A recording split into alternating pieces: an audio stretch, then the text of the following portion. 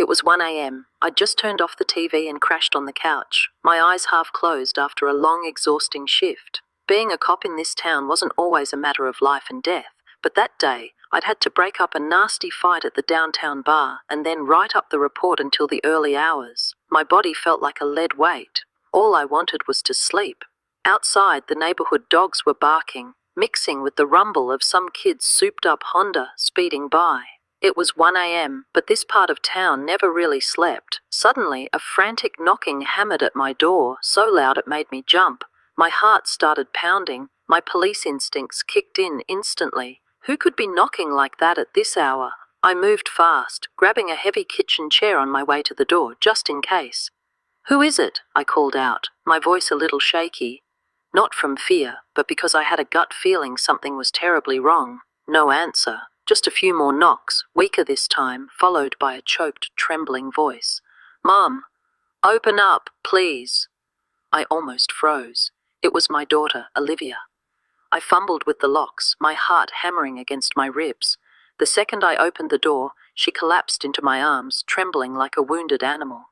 Her eyes were bruised shut, and her lip was split wide open. Sobbing, she managed to get the words out. "Derek, he hit me. Because of his mistress." I felt my blood boil, but my heart just shattered. My daughter, the girl I raised, the person I love more than my own life, was broken in front of me. Seeing my daughter like that, it's a pain no mother should ever know. If you've ever felt that fire in your soul to protect someone you love, hit that subscribe button right now. Don't just be a bystander to this story. Show your support. For those of you who won't, I have to ask, why? Tell me in the comments why you would hear this, and just keep scrolling. I helped her inside, laying her gently on the couch while I ran for the first aid kit. "Stay still, honey. Let me see," I said, trying to keep my voice steady, even though inside I was a wreck. I carefully cleaned the blood from her lip, but the cut was deep. She kept clutching her stomach, her hands shaking. I gently moved them aside and lifted her shirt. I almost dropped the cloth. A massive bruise, a sickening mix of black and purple, covered her abdomen like she'd been hit viciously, over and over. I felt like I couldn't breathe. I grabbed the phone and dialed the ER, a number I knew by heart. "Dr. Matthews, get ready. I'm bringing my daughter in." My car was in the shop, so I called a cab. While we waited, her phone, sitting on the table, lit up again and again. 7 missed calls from Derek. Then a text message appeared on the lock screen. "Open your mouth and you'll lose everything." I reached for the phone, but Olivia, as weak as she was, snatched it away. "Mom, don't. It's nothing." Her eyes were filled with pure terror. At the hospital, Dr. Matthews was waiting. When the nurse took off Olivia's jacket, I saw even more bruises covering her shoulders and wrists, cruel, silent accusations. "We need to get an X-ray," Dr. Matthews said, her voice grim. "Check for any fractured ribs." While I waited, I went back out to the porch at home to clean up and saw my neighbor, Mrs. Gable, sweeping her front walk. She hurried over. "Elizabeth, is everything okay? I heard knocking and crying last night." I told her what happened. Her eyes flashed with anger. "That man has no shame." Then I remembered. She has a security camera. "Mrs. Gable, did your camera happen to record anything?" She pulled out her phone, and there it was. Video of Olivia, desperate and crying, knocking on my door. It was the key piece of evidence I needed. Back inside, I went to my closet and looked at my police uniform. Without a word, I put it on, buttoning each button like an oath. I wasn't just Olivia's mom anymore. I was Officer Sophia Collins, and I would use everything in my power to protect her. I picked up my phone and dialed George Ellison, the family lawyer. "George," I said, "start the plan, now." It was almost 8 in the morning. Olivia was still asleep, her face swollen. I quietly took out my digital camera and started photographing every single one of her injuries. The split lip, the bruised eye, the massive contusion on her stomach.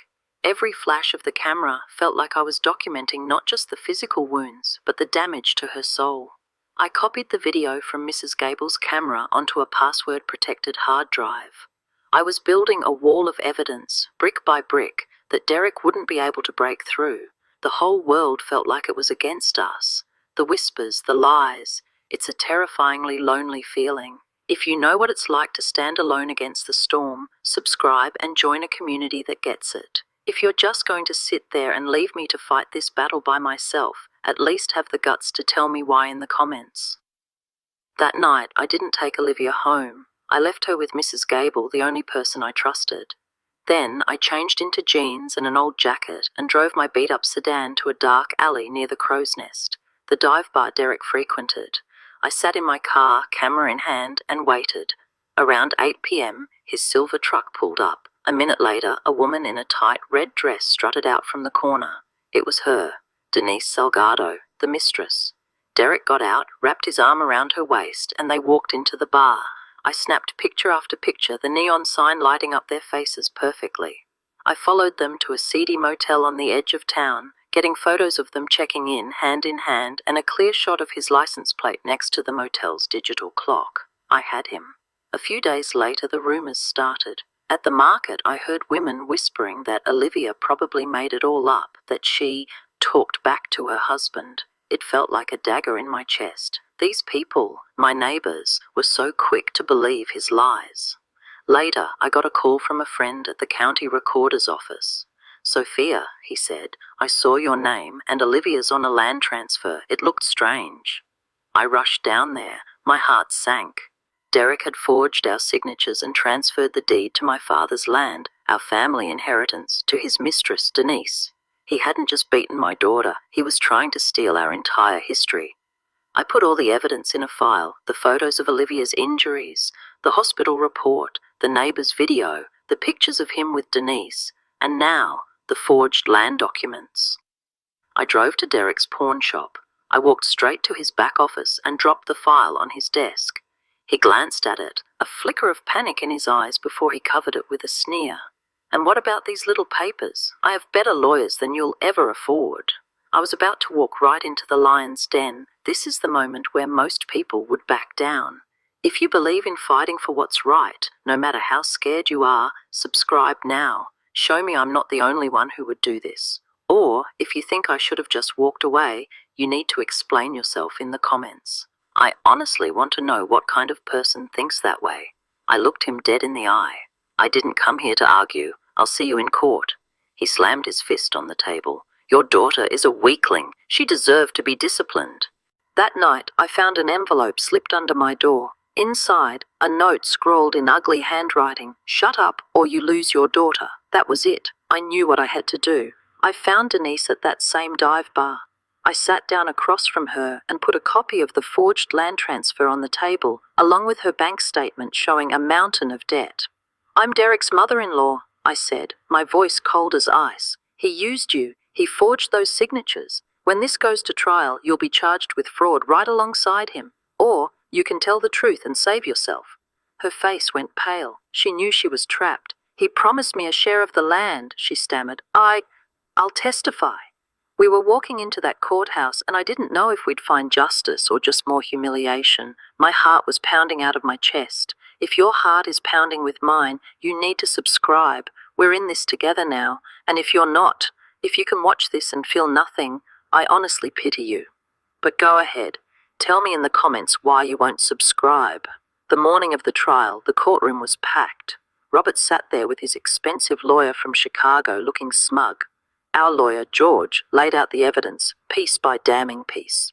The photos of Olivia's bruised face flashed on the projector screen, the video played, and the sound of my daughter's desperate sobs filled the silent room. I could hear people gasping. Then Denise took the stand. Trembling, she told the court everything. "He forged his wife's signature to steal her family's land," she said, her voice cracking. Derek leaped to his feet, screaming, "You traitor!" before the bailiffs forced him back into his chair. Finally, it was my turn. I looked at the judge, at the jury, at the faces in the crowd. "I am a police officer," I said, my voice ringing with conviction. "But today I am here as a mother, and I will not allow any man to destroy my daughter and mock the law."